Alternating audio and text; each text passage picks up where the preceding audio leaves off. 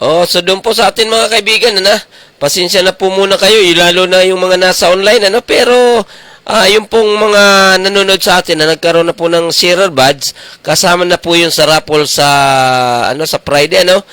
Po, ang raffle po natin every Friday, ano, sa ganap na alas 8 hanggang alas 9. So doon po sa atin mga balita, maya-maya tayo po ay muling babalik sa ating balita, no? At syempre dito po sa ating mga ganun din po dito sa buting Kapitang Kap Janico, at ganun din po ito pong barangay Kagawad ng barangay BF, ito pong si Ray Exo Casanova, ay mayroon po tayong interview kanina na kung saan ito po ay atin ipala alabas, ano?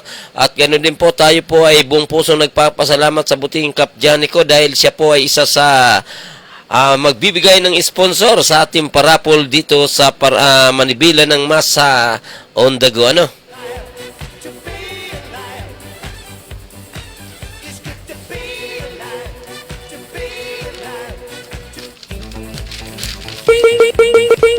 Okay na?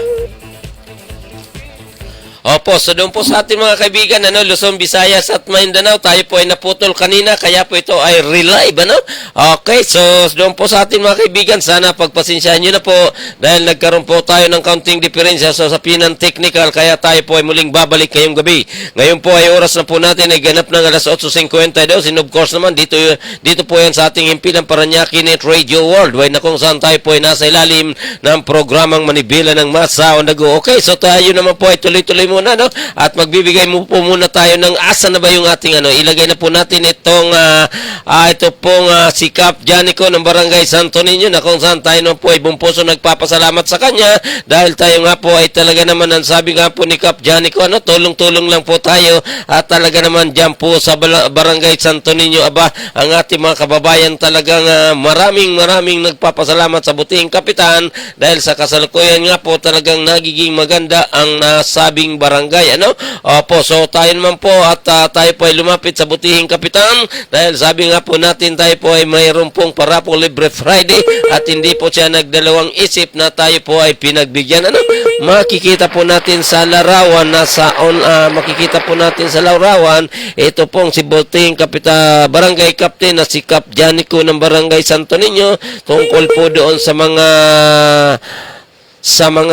request ng ating mga kababayan dyan po sa lugar ng Libu, Kaingin at Riverside, ganun din po dito sa Ilaya, sa Gumbor, sa maging dito po sa Ilaya, sa lugar ng proper, ano? Opo, so doon po sa ating mga kaibigan dyan po sa lugar, yung pong may nag-share, ano?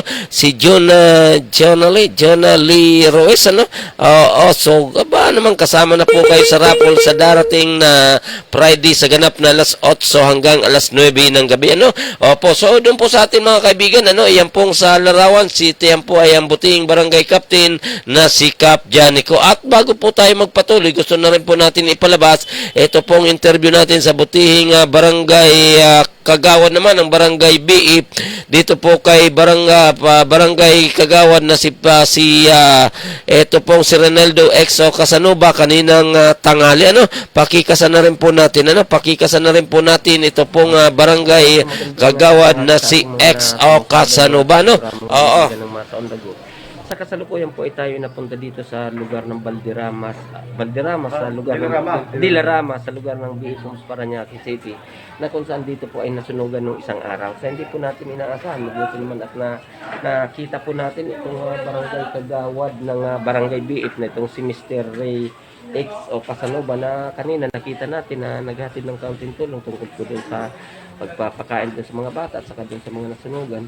At hingid din lang po tayo ng update sa kanila. Sir, magandang tanghali po. Magandang tanghali po.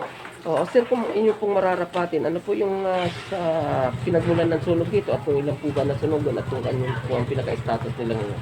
Well, yung may-ari ng bahay na pinagmula ng sunog, lumabas at nagsisigaw na sabi, nasusunog yung bahay niya. Tombo yun. Alfonso Sikuya ang pangalan. Ngayon, sabi niya, nasusunog yung bahay niya. Pero nung puntahan ng mga tao, nakalakang bahay niya. At sabi mo, meron doon nag-welding sa likod, wala naman. Kaya suspect yung tao. Ngayon, yun nga, nagpatuloy ang sunog kasi hindi kagad na pula. So, nasunog almost 40 houses. 40? Oo, 40 houses at 71 families. Ayun, medyo malaki-laki at bago nga na naapula ang apoy, napagtulong-tulungan ng mga taong bayan, sinira yung mga water pipeline para makatulong at makapagbuhos. Yun, nakordon, napatay agad ang apoy. Napatay kagad yun. Anong oras ba ito sir nangyari? 1:20. Alauna ng hapon. Oh, hapon. Oo, sumabuti sir at araw nangyari. Buti araw. Tapos na apula yan, na fire out siguro mga purna. Sir, kanina nakita ko po nung papunta kami rito, medyo may kasikipan na lugar. Paano po nakarating yung bumbero dito? Actually, meron naman dito daan sa Manila Memorial. Ito, meron daan dyan. Nakakapasok naman ng bumbero dyan. Sa Manila Memorial. Ngayon, medyo may pagkahikitan nga dahil nagkakaroon dahil dito ng nakawan, di ba? Kaya medyo hinihigpitan ng pagpasok ng mga tao. So, pag just in case of emergency, nakakapasok naman dito sa parte ng April Bill ang ating mga fire truck. Sir, kung inyo pong mararapatin, dito po medyo nakita namin sir, medyo marami at malaki-laki ang mga kabahayan dito. Ano po bang mga lugar ang namin dito? Okay po. Ito kasi, ang lugar dito, yung una doon sa may bungad ng Dilarama, yung tinatawag ng Dilarama, yung street ng Dilarama na galing Aguirre, kakanan ka, Dilarama yun, papasok dito. Mayroon doon, ang entrance doon, target 2, tapos yung paloob doon sa kaliwa, target 1. Tapos pagdating natin dito sa right, ito na nga ang Clinic Bill. Tapos dito sa padulo dito, pagtapos dito, malapit sa Manila Memorial, yan po ang April Bill. April Bill. Apat na malalaking lugar. So ayun tinamaan talaga April Bill. Hindi, dito po dito clinic. po sa Clinic Bill. Clinic sila na tamaan. Boundary ng clinic at saka April. So mabuti naman sir lahat na may patubig at ilaw ano. At saka medyo May nakikita. Maynila dito at saka tawag dito, Merago. At nakikita nga natin medyo malalaki na ang kabahayan dito. malalaki. Opo, sir kung okay lang po sa inyo, kung bibigyan niyo po kami ng konting pagkakataon, yung background ng kanilang paninirahan dito at the same time yung status ng lupa. Ay, siyempre, ang status ng lupa dito, meron nung nag-claim dito, pero wala pa rin, hindi pa rin naiayos. Yun nga ang gusto nating mabigyan ng pansin, ang matulungan sila para mapasa kanila yung kanilang hinahanap natin kung sino talaga ang nag-claim. Sir, nalaman din po namin na kayo po ay isang barangay kagawan ng BF at kayo rin po natin sa Peace in Order Committee. Kumusta naman silang status ng lugar? Okay naman, sa okay. Peace in Order. Dito po, mag-aayos ang peace in order dito. Yun nga, gaya na sinabi natin, na isa-isa na. Umupo po tayo dito ang executive officer mula noong 2007 until now. Tayo po ang, nung nahalal po tayo noong 2013 as kagawad, tayo po ang committee chairman ng peace in order. Kung saan talagang pinagtulungan po namin ang ating barangay captain, Paulo Marquez, ang pagsugpo sa kriminalidad dito sa lugar namin.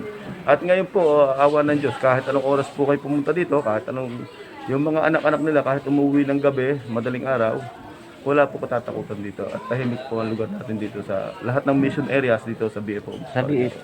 So, ibig sabihin, sir, limitado yung sabihin natin, yung mga hindi kanais-nais na nangyari. Yes po. Nakukontrol po natin yan. Opo. At kung meron pang gumagawa na kwan, ilan lang, konting-konti na lang. Very limited na. Oo. Siguro po, kung inyo pong mararapatin, kasi tungkol nga po dito sa nakita ko na medyo may kasikipan naman, sir. Sabihin natin yung tungkol doon sa fire, etc. Siguro sir, panawagan na lang po sa ating mga kababayan, lalo na sir sa pag-iwas sa usapin ng kuryente, yung mga LPG, yung kanilang para makaiwas siguro sa sunog. Opo. So sa ating pong mga kapitbahay dito sa Clinic Bill, sa Dilarama, dito sa Target 1, Target 2, sa lahat po ng mission area sa BFO, sana po mag-ingat po tayo dahil napakahirap ng masunugan. Ang masunugan po ay parang tinanggal na kayo ng kabuhayan. Ayun po. May kasabihan niya na buti pang manakaw, wag lang masunugan. Pero dapat po parehong wala. Parehong hindi dapat mangyari.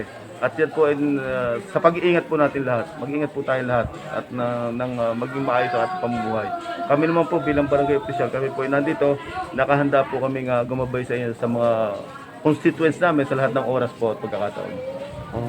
Siguro sir, maraming sir sa salamat po sa pagpapaunlak niyo sa amin at inaasahan po natin na itong lugar na ito ay alam ko patuloy niyo po itong subaybayan at patuloy niyo po tutulungan sa abot ng inyong mga kaya. So maraming salamat siguro doon po sa puting barangay captain ni si Paulo Marquez, tayo po nagpapasalamat din sa kanya dahil alam ko na naghahati naman po siya ng tulong po sa lugar at ito nga po lugar na ito po ay April Extension Development Center, no? Maganda po yung pagkagawa na bali nandito na po sila yung mga ano natin, yung mga bata dito na nag-aaral. Opo, so inaasahan po natin na ang ating mga kababayan dito sa lugar, laban-laban lang habang nasa ilalim tayo ng pandemya. Opo. So maraming salamat po sa inyo. Ang ating po na kausap po, ito pong si Barangay Kagawad, ex-officer na ito pong si Mr. Ray Casanova, at inaasahan namin sir sa inyo na tuloy-tuloy po kami makipag-ugnayan sa inyo kung sakasakali. Welcome po kayo. Maraming salamat po. Thank you po. Oo. Ang ating po nakausap, yung pong ating kausap kanina, ito po ay galing sa Barangay Biip, si Kagawad Ray X o Casanova ng Barangay Biip, at siya po ay yung tungkol sa hindi pala natin na-upload. Yan ba, Yan, So, kanina rin po nakita natin na siya po ay nagpakain doon sa nagpakain po doon sa mga residente doon sa lugar, sa mga, siyempre, sa mga nasunugan. At nakita po natin, medyo yung kaldero talaga, may kalakihan po yung dala nila. At siyempre, naman doon sa ating mga kababayan na nasunugan. At least, eto pong si Kagawad X o Casanova, si Ray, siya po ay nagdala ng kaunting tulong dyan sa lugar.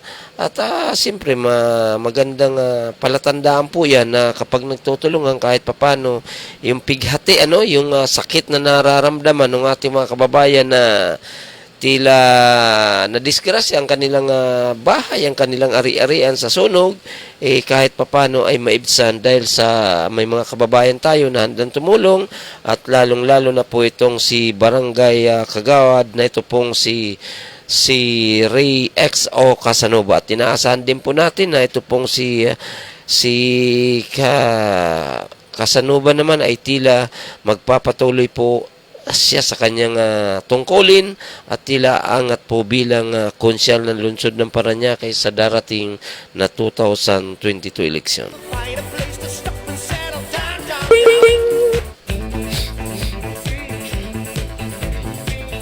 Okay, so tuloy-tuloy pa rin po tayo sa ating mga balita. Ito pong Sara Isko Tandem lumutang. Lumutang kahapon ang posibleng tandem ni Davao City Mayor Sara Duterte at Manila Mayor Isko Moreno sa darating na presidential at vice presidential election sa 2022. Ito ay makaraang muling pag-alyansa ng hugpong pagbabago, ito pong NHP ni Duterte at National Unity Party or NUP ni Moreno. Sinabi ni NUP spokesman at Deputy Secretary General for Political Affairs, Reggie Velasco, na ang tandem nito ay inaasang mapag-usapan sa formal na pagsasanib ng dalawang partido ngayong taon. Of course, we are open to a Sara Isko tandem. We don't have decision yet on our presidential and vice president bids, so we're open to all candidates. There will be a decision-making process that will happen from within party and outside the party. Ayon kay Velasco. Pero nilinaw ni Velasco na hanggang ngayon ay wala pa silang decision si Moreno kung anong posisyon ang tatakbuhin. Mayor Isko Moreno is on his first term and still has 2 terms. We are also waiting for his decision whether he wants to run for re-election or he wants to seek a national office, either be a senator, vice president, or even president. Paliwanag ni Velasco. Matatandaan na nitong August 2018, nagsanib ang dalawang partido para suportahan na napipisil nilang senatorial seats noong 2019 eleksyon. Under the alliance agreement, NHP will help us decide on that. We will have a common candidates for president, vice president, and then senators. We will also have the right to nominate for the common slate. Dagdag pa ni Velasco. So paano na po ito? Sara Isko tandem pagdating doon sa kabila. Go Duterte tandem. Aba naman na to. Ito si Pangulong Duterte. Tila talagang desidido na tumakbo bilang Vice President naman sa 2022 election. Aba naman magandang laban. 17 polis magiting pinarangalan ng PNP Ayala Foundation. Isang police lieutenant na hindi nagdalawang isip breastfed ang isang sanggol na natagpuan sa Barangay Old Capital Site sa Quezon City. Isang corporal mula sa Iloilo mahagi ng PCL at grocery item sa kanyang komunidad mula sa unang araw ng pandemya, at isang off-duty na sergeant mula sa Negros Oriental na tumulong sa pagligtas ng isang PWD mula sa nasusunog na bahay. Ang mga nilarang pulis ay ilan lamang sa 17 awardees ng Pulis Magiting ex-Pinoy Magiting Award, isang programa ng Ayala Foundation at Philippine National Police. Inilunsad kahapon sa PNP Headquarters sa Campo Crame ang pagkikilala ng Pulis Magiting, ex-Pilipinong Magiting, ang mag-uniformadong tauhan na nagpapakita ng kabutihan o kagitingan sa loob at sa labas ng kanilang tungkulin. Kada buwan paparangalan ng Pulis Magiting ex-Pilipinong Magiting ang abot sa 15 hanggang 20 pulis. Mag-umpisa ang programa sa National Capital Region, Calabarzon, Western Visayas, Central Visayas, Northern Mindanao at Davao Region. Ang bawat pulis na Magiting ex-Pilipinong Magiting awardee ay magkakatanggap ng Certificate of Appreciation Cash Award mula sa GCash at gift certificate mula sa Chooks to Go. Many police officers perform their duty with integrity, but this pack is often buried under the misbehavior of a few words. It seems that we have given up telling the stories. Of the good cops within our ranks, it is now time to tell and take pride in the stories of our heroic cops. Pahayag ni PNP Chief Guillermo Elizar. Bilang pagunita sa 60th anniversary ng Ayala Foundation and Police Magiting ex-Pilipinong Magiting ay isang proyektong nabuo dahil sa paniniwala at pagkakaisa ng business sector at ng civil society na kapag kilala mo ang kabutihan ni naman ay pipiliin nilang maging magiting at gagawin nila ang tama para sa kapwa at bayan, sa adman ni Ruel Maranan, President ng Ayala Foundation.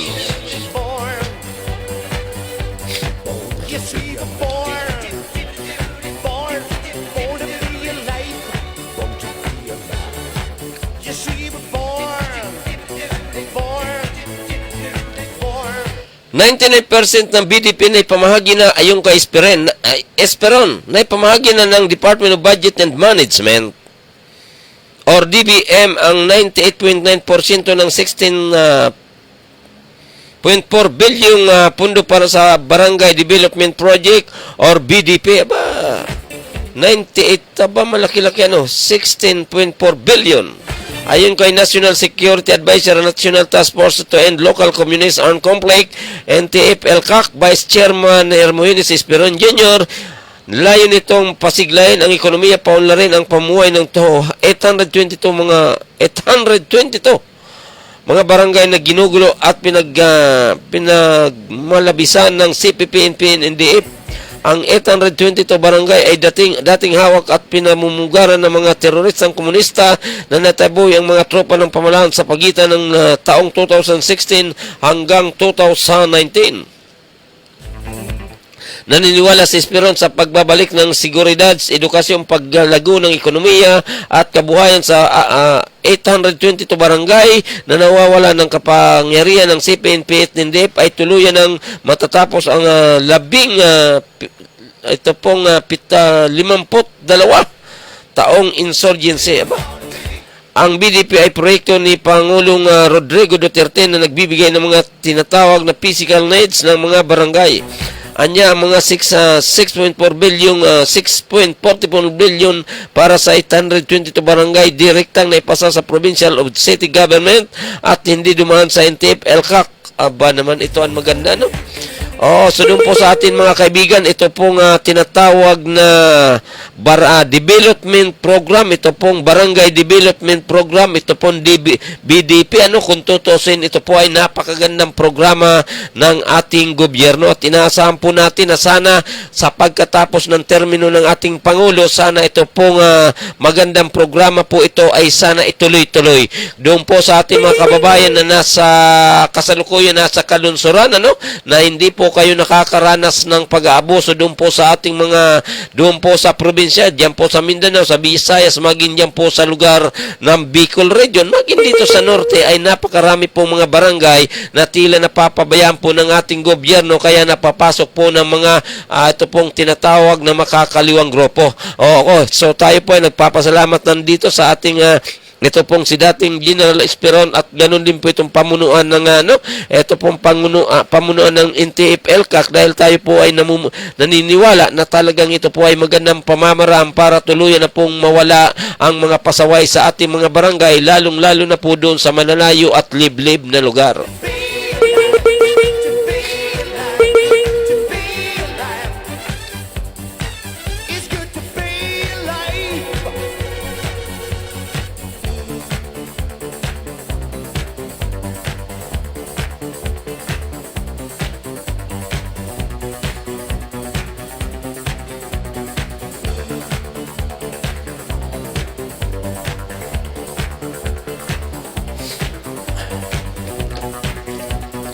Okay, so tuloy-tuloy pa rin po tayo sa ating mga balita, no? Ito pong sinasabi na Bongo, muling umapak, tinawag si Trillanes na Mr. Fake News. Binansagan ni Senator Christopher Bongo si dating Senator Antonio Trillanes na Mr. Fake News dahil sa pag-imbento ng mga akusasyon ng sangalan ng nalalapit na halalan. Hinamon din ni Go na si Trillanes na patunayan muna sa publiko na wala siyang bahidongis bago mambato ng putik o manira ng kapwa. Sa isang panayam, sinabi ni Go na ang mga bintang ni Trillanes laban sa kanya at kay Pangulong Rodrigo Duterte ay dati na nilang nasagot at napatunayang walang katotohanan. Lumang tugtugin na yan, halatang sirang plaka itong si Trillanes. Noong September 2018, may mga akusasyon siya sa akin sa kakabintang niya sa akin, naging senador pa ako, sabi ni Go. Pag sinuwerte ka talaga, no? Tingnan ninyo, hubaran ninyo yan, makikita ninyo ang napakadumi niyan. Siguro ang dugo niyan marumi pa sa acetic, yung oil. Ganun pa, kalapot ang dugo ng, ibig sabihin, bloated pa ba, dinagdag ni Go.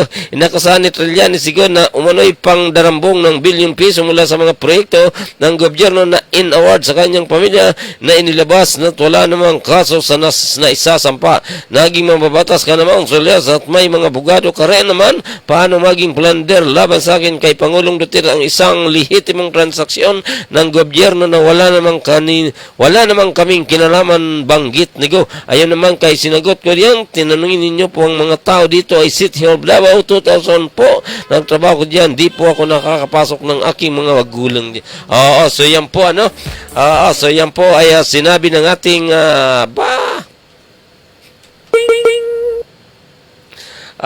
so talagang ang ating boses, feel na feel ni Mr. Eljan Merarsan, ating boses sa kasalukuyan na tila basag na kawayan,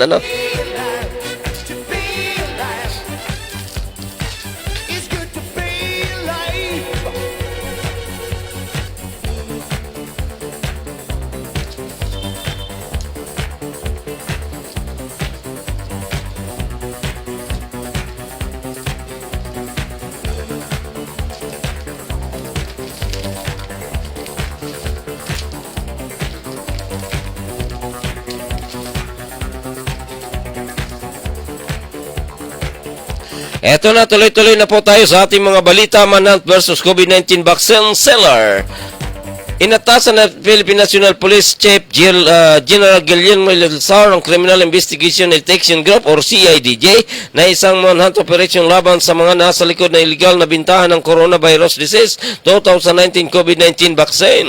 Nakatakda makipag-ugnayan ang CIDJ sa lahat ng police units upang matukoy ang mga responsable sa illegal na bintahan at gawain dahil inilagay ng mga ito sa panganibang buhay ng bawat individual. Paalala lang natin sa publiko na mapanganib iturok ang mga smuggled na bakuna dahil sa lumalabas na piki ang mga ito ay imbes na makakuha tayo ng immunity mula sa sakit ay lalong magiging dala nito ng ating kapahamakan. Dagdag pa ng PNP Chief.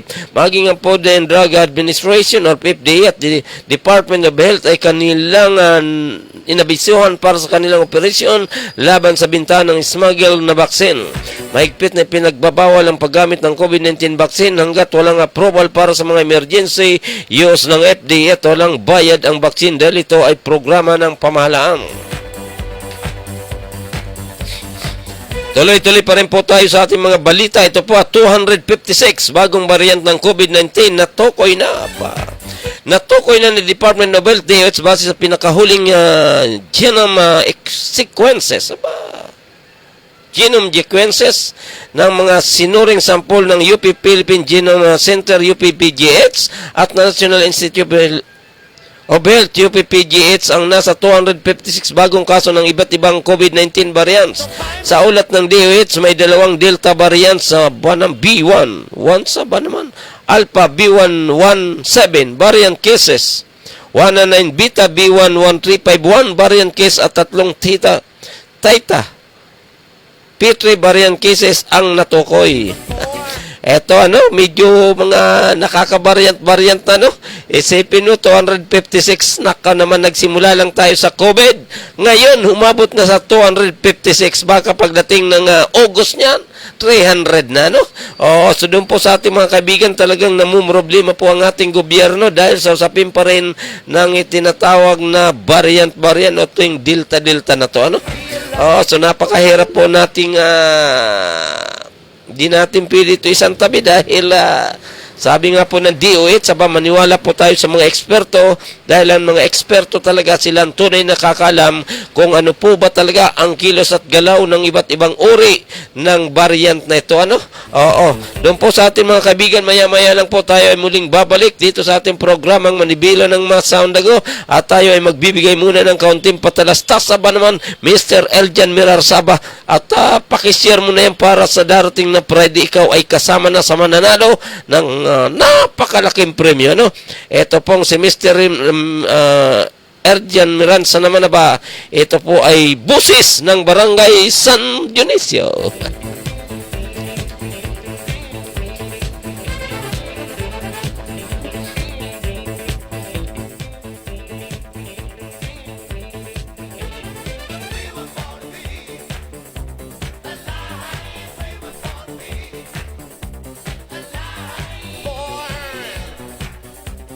Born to be alive, born to be alive. You see, we're born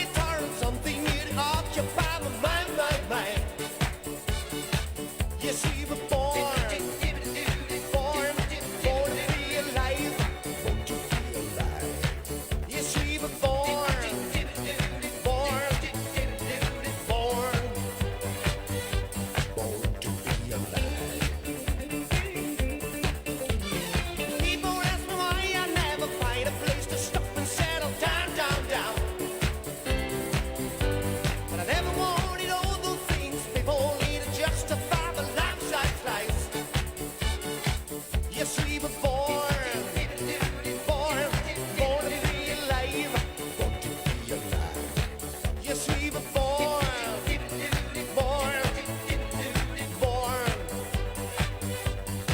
It's good to be alive, to be alive, to be alive. It's good to be alive, to be alive.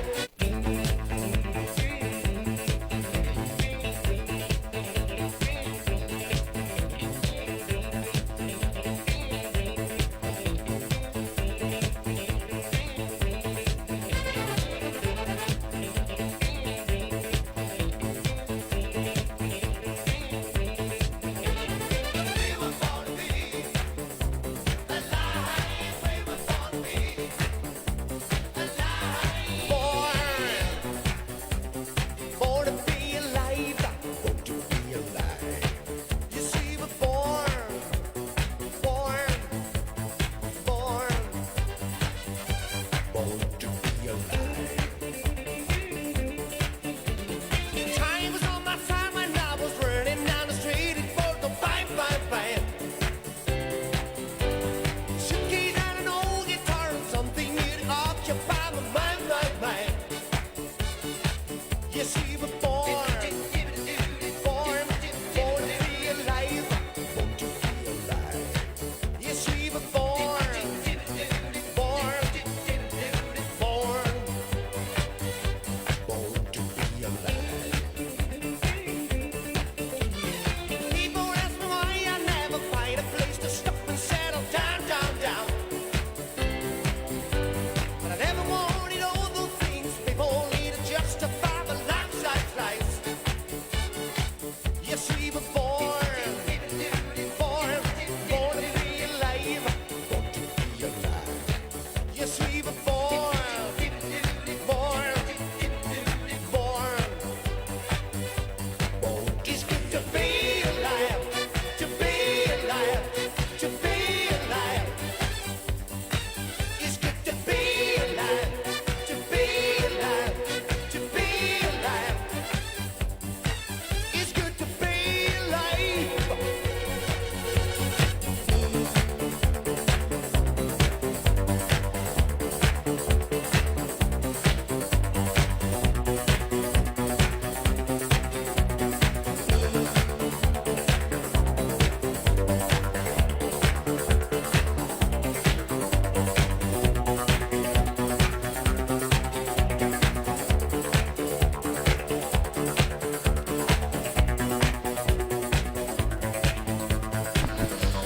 Okay, so tayo po ay muling babalik dito sa ating programang Manibela ng Masa on the Go, at kasalukuyan nga po tayo ay tila namamalat pa, no? At ang oras po natin ay ganap ng alas 9:24 ng gabi. Dito lamang po yan sa ating himpilang Paranaque Nature Radio Worldwide, ano? Ngayon po ay July 7, 2021, at bukas po Huwebes, July 8, ano? Doon po sa ating mga kaibigan Luzon, Visayas at Mindanao, ganun din po yung pong mga nasa online, yung pong may tinatawag na sharer buds, automatic po kayong kasama sa darating na raffle, ano? Sa Paranaque Net Radio sa ganap na alas 8 hanggang alas 9 ng gabi, at maganda-ganda po ang ating prizes sa Friday, ano? Ito po ay sponsor ng ating buting barangay captain na si Cap Chanico. At doon po sa ating mga kaibigan, sabi nga po natin na sinasabi na more sharer, more chances to come. More chances to win, ano? Dahil yung pong lahat ng mga sharer nyo po, yun ay ililista, at kung ilan po ang may sharer badge, yun po ay ilalagay sa ating tambyulo. Kaya kung ikaw po ay mula Lunes, hindi tayo nakapag-programa nung Martes, ano, at ngayon lang tayo bumalik hanggang Huwebes, Biyernes, ay kung naka 100 share kayo, may 100 kayong entry. Marami-rami, ano. At kung 20, di mayroon din po kayong 20 entry, at kung may 5, may 5 entry lang po kayo, ano. Sa bagamat po tayo ay namamalat ngayon, tayo po ay nagprograma dahil gusto po natin na yung pong mga nasa online ay sana makasali sa ating para po yung mga nasa nag-aantabay ng ating programa, siyempre para po ay ang kanila pong share ay makasama po sa darating na Friday. Okay, so doon po sa ating mga kaibigan, Luzon, Visayas at Mindanao, magbibigay pa po tayo ng mga ilang balita na kung saan tungkol naman po dito sa mga pangunahing issue ay magbibigay po tayo ng opinion maya-maya lang po, ano? Okay, so tuloy-tuloy na po tayo sa ating mga balita. Ito sinasabi na Bulkang Taal patuloy ang pag-alboroto. 3,788 katao na nasa evacuation centers pa.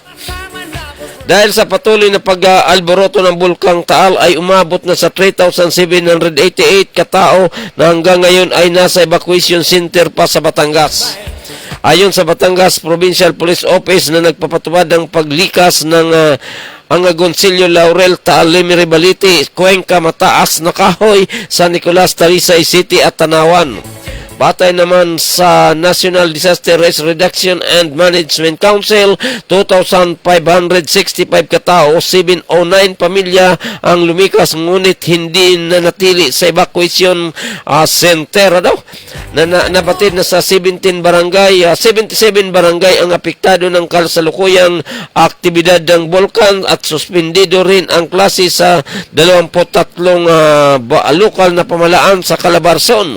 Sinabi naman ni Administrative Support to COVID-19 Operation Task Force ASCOP na si Commander at Deputy Chief for Administration Police Lieutenant General Joselito Vera Cruz na kanilang nasa ilalim sa PCRTs ang mga residenteng nagsilikas at kasalukuyan na natili sa mga evacuation center dahil sa pag-alboroto ng Bulkang Taal.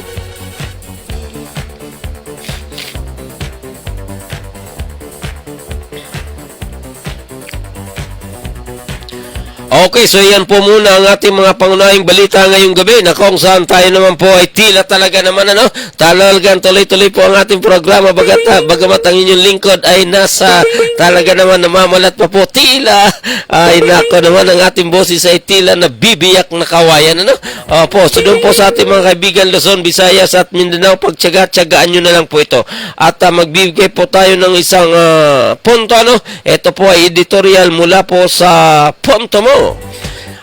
Si Pacman at ang DSWD, Department of Social Welfare and Development, una mo nang inambahan ng suntok si Senator Manny Pacquiao ang Department of Health, DOH, at question ang mga ginasto sa pandemya. Sunod na binanatan ay ang Department of Social Welfare and Development or DSWD sa nawawala umanong 10.4 bilyong pondo ng Social Amelioration Program or SAP. Mabigat ang inakusan niyang ito bago umalis patungong United States para sa pamagsanay sa nalalapit na laban. Nag-iwan siya ng mga suntok sa DSWD na kung hindi, masasalag ay baka makasira sa magandang imahe ng kagawaran. Ayon kay Pacquiao, sa nawawalang bilyon na pundo, 1.3 milyon na beneficiary ang hindi nakatanggap ng ayuda na lubhang kailangan sa panahon ng pandemya. Sabi ni Pacquiao, nalulula siya sa laki ng nawawalang pundo. Nagsalita si Pacquiao sa isang virtual conference. Hindi lamang ang bilyong pundo ang isiniwalat ni Pacquiao, kundi pati na rin ang paggamit ng StarPay e-wallet para maipamahagi ng Social Amelioration Program.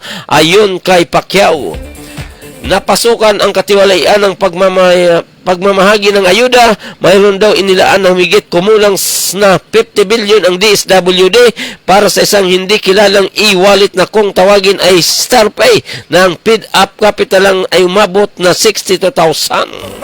Pero nagtaka ang senador sapagkat sa 1.8 million na binigyan mula sa StarPay ay halos kalahating bilyon lamang ang daw ang nabigyan ng ayuda. Kalahating milyon lamang daw ang nabigyan ng ayuda. Bawal din daw i-withdraw ang ayuda kung walang apps, pero ang problema marami rin hindi makapag-download nito.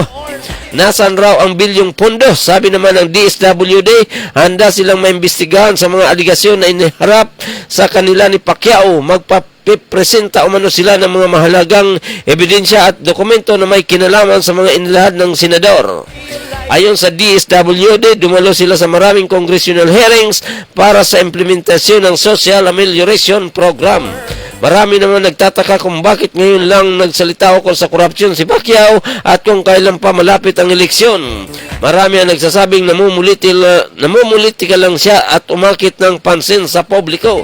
Ano man ang pakay ni Pacquiao sa paglalantad sa niya korupsyon sa DSWD, dapat may harap o may pakita din agad ng departamento ang mga katibayan na pabulaanan sa mga sinabi ng senador. Oo, tama naman po ito. Ano?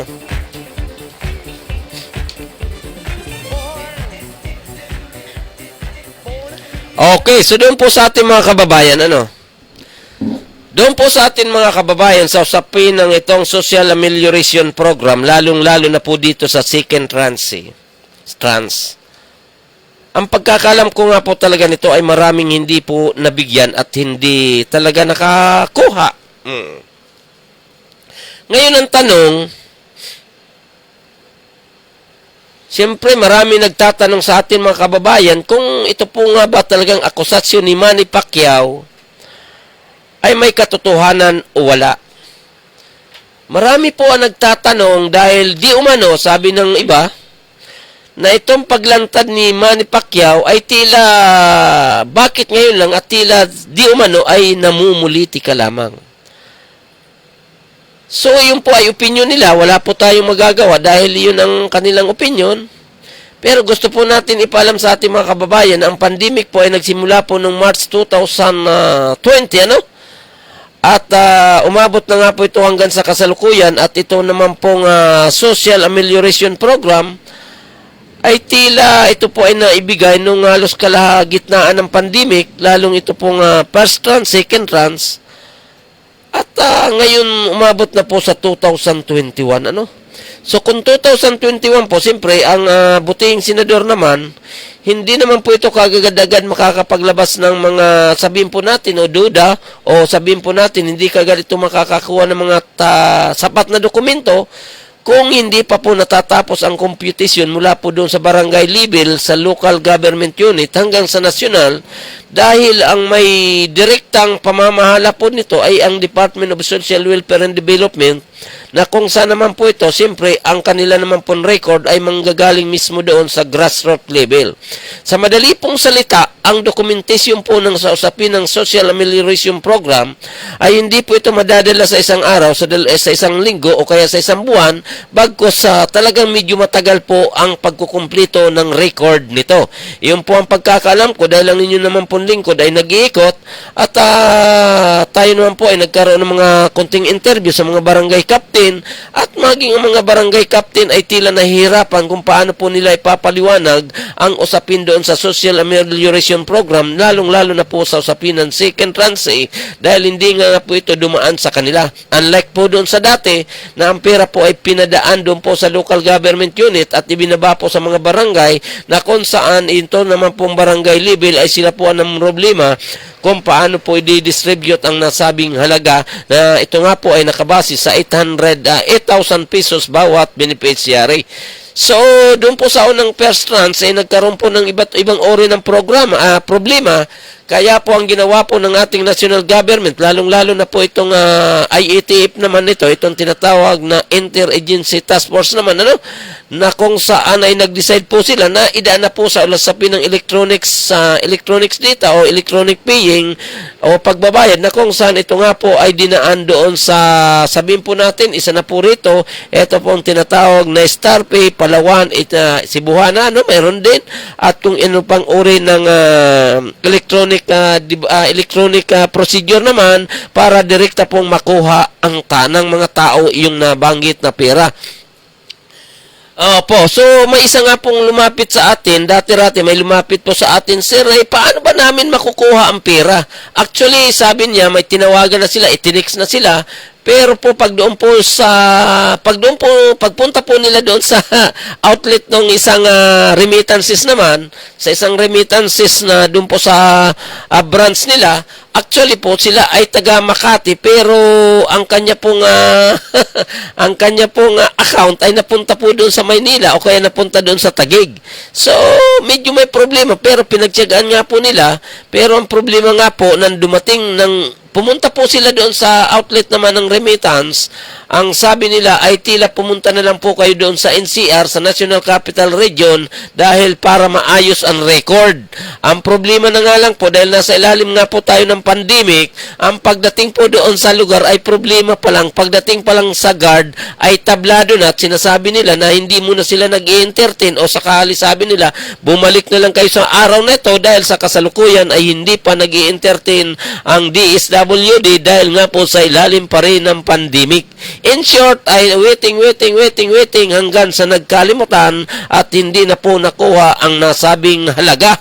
So, doon po sa atin mga kaibigan, doon po sa atin mga kaibigan, hindi ko po sinasabi na ito pong pinagbibintang ng ating senador na si Manny Pacquiao ay may katotohanan. Bagkus, doon po sa atin mga kababayan dito po sa mga bawat barangay, sana kung may katotohanan po na hindi po kayo nakareceive na nagkakalaga ng 8,000 pesos doon po sa second first or second tranche, sana po ay magtulungan na po tayo para mapatunayan na talagang nagkaroon ng katiwalian. Hindi naman po ito katiwalian ng Malacanang, hindi rin po ito katiwalian ng IETF o kaya hindi naman po ito katiwalian ng DSWD, kundi doon po sa mga departamento na pinagkatiwalaan nito na tila nagkaroon ng problema doon po sa pamimigay. Bagkos maaari nagkaroon po ito ng problema sa kalagitnaan ng transaksyon, at ito naman po ay maituturing natin na dapat tayo po ay mga Pilipino naman na dapat po tayo ay magtulungan sa usapin nito. Hindi lang po natin ito dapat ipaubaya sa DSWD, hindi rin po natin dapat ito ipaubaya lamang sa Malacanang o kaya dito sa dito po sa DSWD o kaya dito kay Pacquiao, dahil nga po ang tunay na apektado po nito ay ito pong ang apektado po talaga nito ay ang mga Pilipino na pinagkaitan ng nasabing tulong.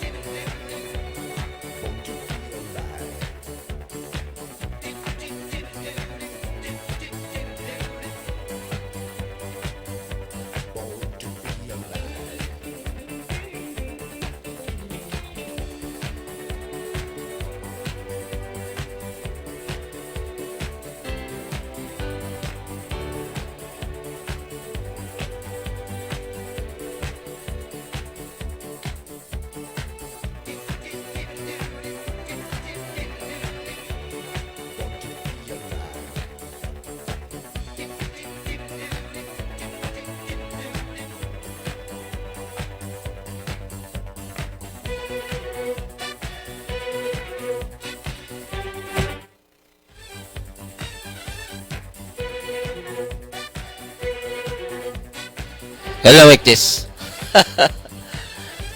Okay.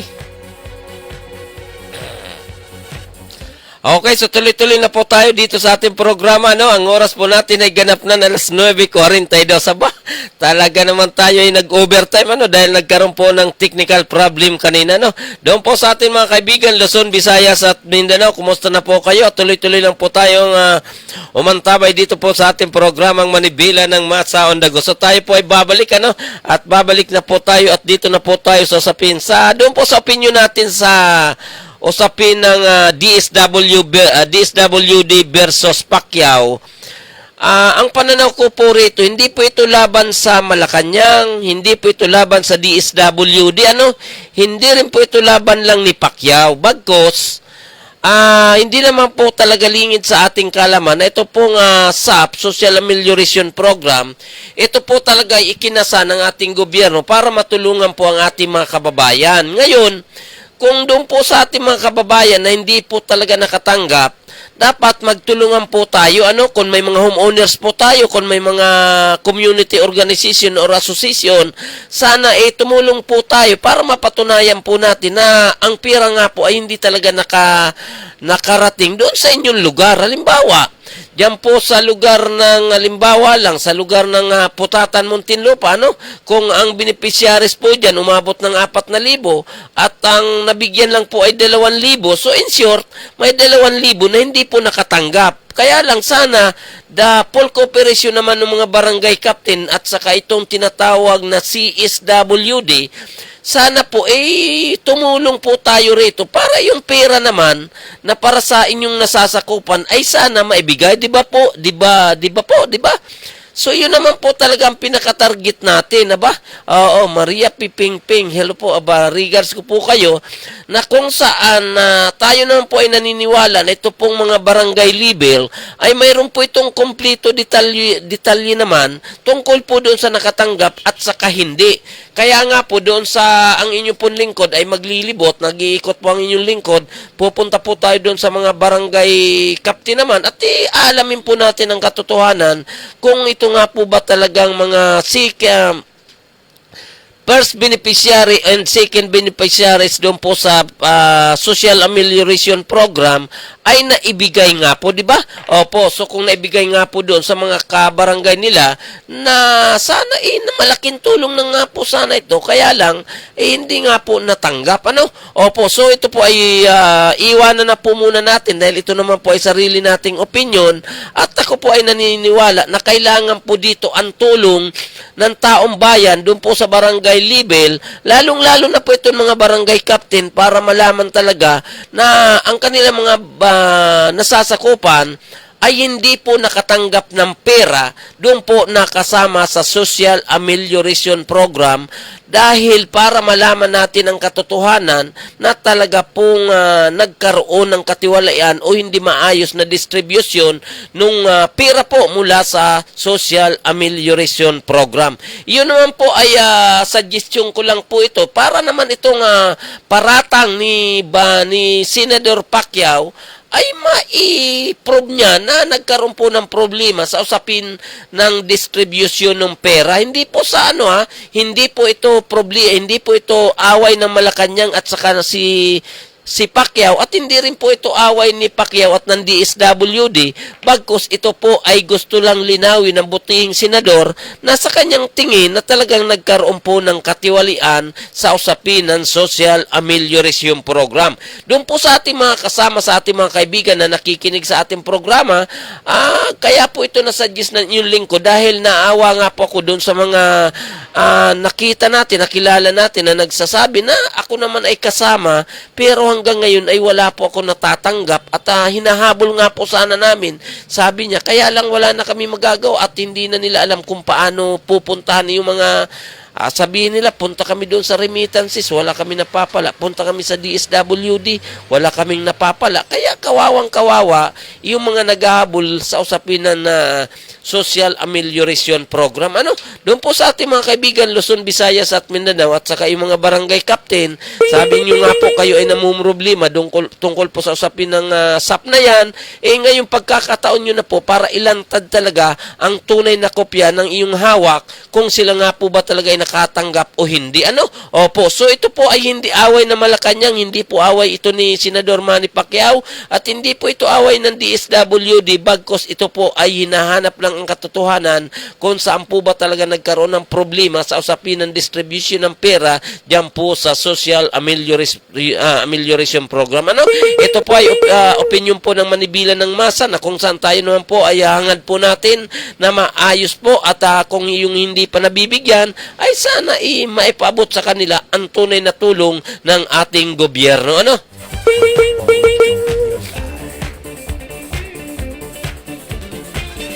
Okay, so ito naman pong si Miss Maria P. Pingping na sa online ay siguro po para makasama po kayo sa raffle draw sa Friday. Ano?